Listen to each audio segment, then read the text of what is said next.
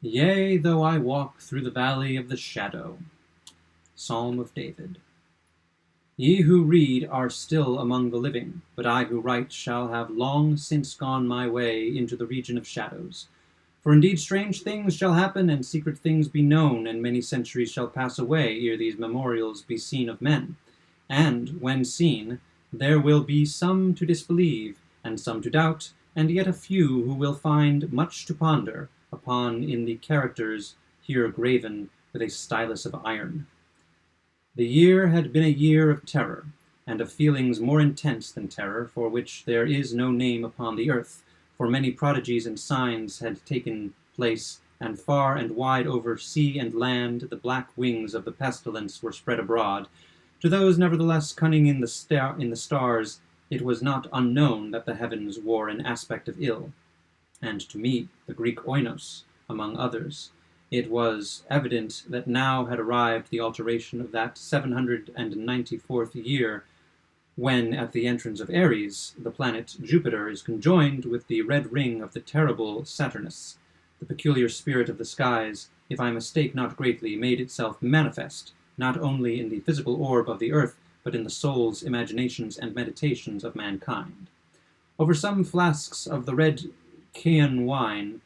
within the walls of a noble hall in a dim city called Ptolemy,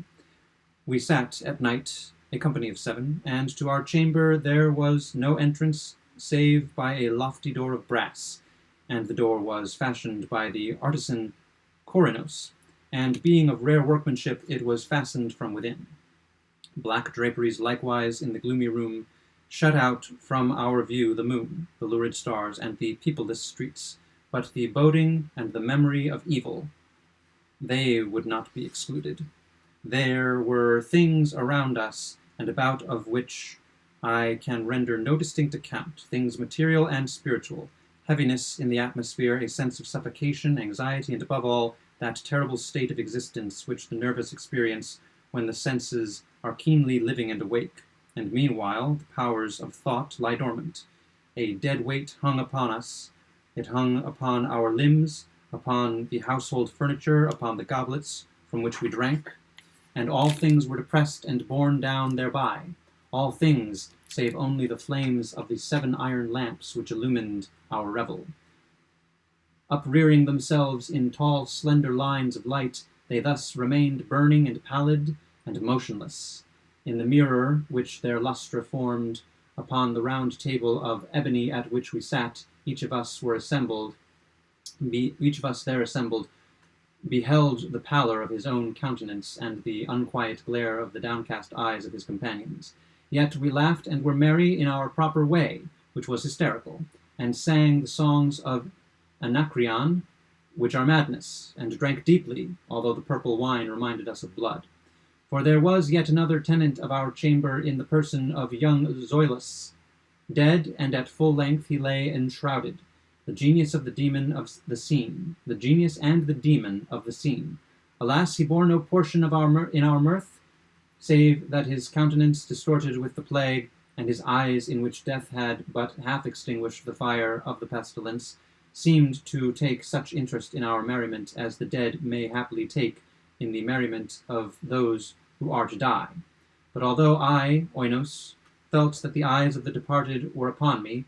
still I forced myself not to perceive the bitterness of their expression, and, gazing down steadily into the depths of the ebony mirror, sang with a loud and sonorous voice the songs of the son of Teos.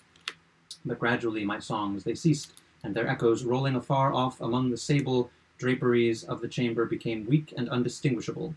and so faded away. And lo, from among those sable draperies, where the sounds of the song departed, there came forth a dark and undefined shadow, a shadow such as the moon, when low in heaven, might fashion from the figure of a man. But it was the shadow neither of a man, nor of God, nor of any familiar thing, and quivering while among the draperies of the room, it at length rested in full view upon the surface of the door of brass.